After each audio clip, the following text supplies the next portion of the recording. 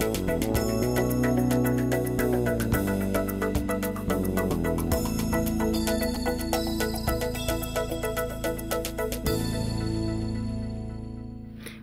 et bienvenue dans cette édition.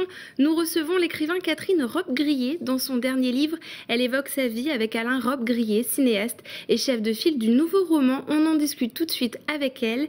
Mais avant, faisons le point sur l'actualité de ce lundi 26 novembre 2012 dans le Finistère. Titélé et ses 7 salariés morbihanais ont trouvé un repreneur. Le tribunal de commerce de Lorient a annoncé ce lundi que le projet de rachat de la chaîne par le groupe Le Télégramme était retenu. Le groupe devient ainsi l'actionnaire majoritaire de la télé locale du Morbihan. Titélé était en redressement judiciaire depuis 1 an. Le groupe Le Télégramme possède désormais 2 télés en Bretagne avec TBO dans le Finistère. C'est désormais un appartement de 200 mètres carrés presque vide. Les meubles, objets de décoration, vaisselle ou encore livres de l'appartement de fonction du Conseil général du Finistère à Quimper ont été vendus ce samedi aux enchères. Plus de 80 acquéreurs et 35 000 € récoltés pour cette vente. L'appartement doit être transformé en bureau. Petit Arbre deviendra grand et à Plougonvin, ce sont des centaines d'arbres, des chênes et des frênes qui ont été plantés ce samedi par les habitants. La commune souhaite par ces plantations protéger les terres en amont des sources d'eau potable. Plus d'explications avec Pierre-François Vatras. Il saura se défendre. Planté dans le vent comme ça, il joue déjà au roseau. L'écrivain Didier Van Kovelaar est venu soutenir la première édition d'Arbres en Fête. Comme lui, d'autres amoureux de la nature sont venus planter un chêne ou un hêtre à Plougonvin.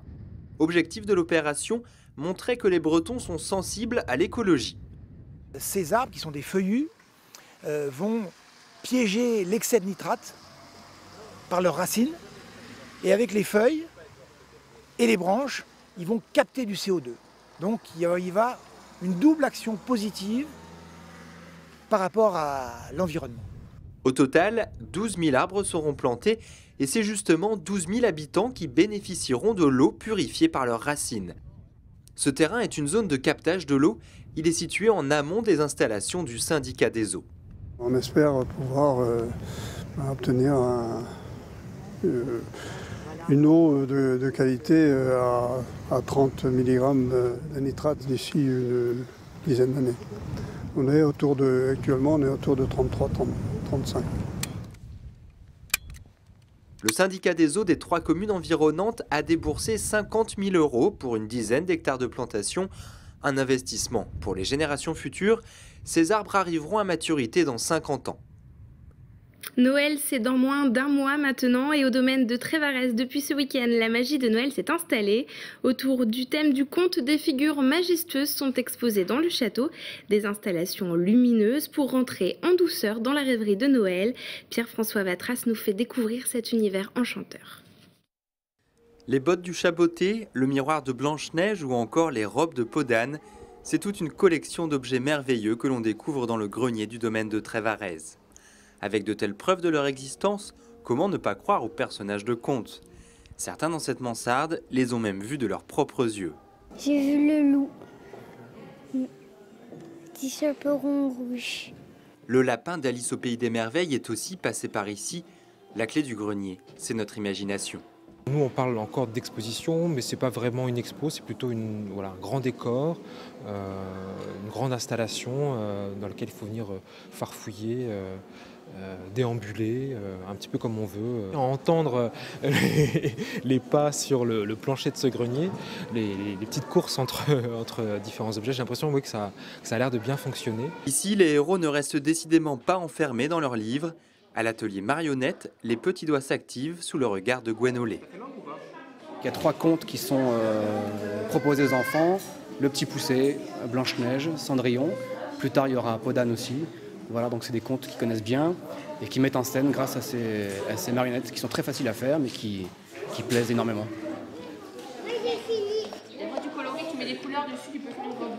L'étage des anciennes écuries est illuminé par 120 créations réalisées dans le cadre d'un désormais traditionnel concours. Dans le parc, de drôles de plantes nous mènent vers le château multicolore. Noël à Trévarez, c'est tous les jours jusqu'au 6 janvier. Elle a partagé la vie d'Alain Robbe-Grillet pendant plus de 50 ans. Elle nous raconte aujourd'hui leur histoire d'amour. Catherine Robbe-Grillet, bonjour. Bonjour. Alors Alain Robbe-Grillet est décédé en 2008 et vous sortez aujourd'hui un livre sur l'homme de votre vie. Il vous a fallu 4 ans pour pouvoir parler de votre relation et des petits riens quotidiens. Qu'est-ce qui a pris tant de temps ? Bon, j'ai pas mis 4 ans à écrire. J'avais ce projet d'écrire notre vie quotidienne qui quand même avait été hors norme. Mais mettons que je m'y suis mise vraiment sérieusement il y a 2 ans. Qu'est-ce que vous vouliez livrer de lui à travers cet abécédaire ? Vous nous parlez de sa collection de yaourts, de votre contrat de prostitution conjugale. Qu'est-ce que vous vouliez donner comme image ? Non, je voulais, étant donné qu'il n'y a pas de biographie, il y a un projet biographique, mais il n'est pas encore commencé, bien qu'il y ait déjà un contrat. Je me suis dit, étant donné mon âge, si je veux collaborer à cette biographie, apporter mon petit grain de sel, c'est le moment. Donc j'ai fait ce livre qui s'appelle Alain pour parler de ce dont un biographe peut pas connaître, c'est-à-dire ma vie avec lui, ma vie conjugale, sexuelle, sentimentale avec lui, qui n'était pas évidente au départ. On a quand même vu une vie hors norme, que ce soit sexuelle et sentimentale. Alors évidemment, on a beaucoup appuyé là-dessus. Récemment, c'est normal, justement parce que c'était hors norme. Mais je voulais aussi parler de notre vie quotidienne, du jardin, de la construction, de son côté menuisier, de son côté constructeur, enfin de la vie quotidienne, qui est un apport à une biographie. Enfin, le biographe s'en servira peut-être ou ne s'en servira peut-être pas, mais enfin, je voulais faire mon apport. Voilà, je l'ai fait, je suis contente. Alors, Alain Robbe-Grillet était originaire de Brest et vous reveniez souvent voir ses parents qui habitaient ici. La Bretagne, c'était le Finistère, c'était important ? Écoutez, c'est, si je puis dire, un Brestois de souche. Car il est né à Brest. Il est né à Saint-Pierre-Quilbignon. Alors, Saint-Pierre-Quilbignon, c'est au-dessus de Recouvrance, un quartier au-dessus de Recouvrance qui a été rattaché à Brest. Donc, il n'y a plus de Saint-Pierre-Quilbignon. Et il a toujours été très attaché à la Bretagne. D'ailleurs, il en parle beaucoup dans l'un de ses livres qui s'appelle « Le miroir qui revient ». Il n'y avait pas uniquement Brest, il y avait Guingamp, il y avait Brignogan. C'était le Finistère Nord. Donc, ça a toujours joué un rôle important. Et même, alors la famille était installée à Brest depuis longtemps. C'est-à-dire qu'à Saint-Pierre-Quilbignon, la maison n'était pas construite en dur parce que c'était sur un terrain militaire. Il y avait un champ de manœuvre devant la maison. Et donc vous avez découvert Brest en venant avec lui ? Et de la maison, on voyait la mer. Et puis après, le terrain a été vendu par l'armée à la ville de Brest qui a construit des HLM. Donc moi, la première fois que je suis venue à Brest, c'était en 1951. Alors la maison elle a été abîmée par la guerre. Il est tombé, je crois, 2 bombes, dont une dans le jardin.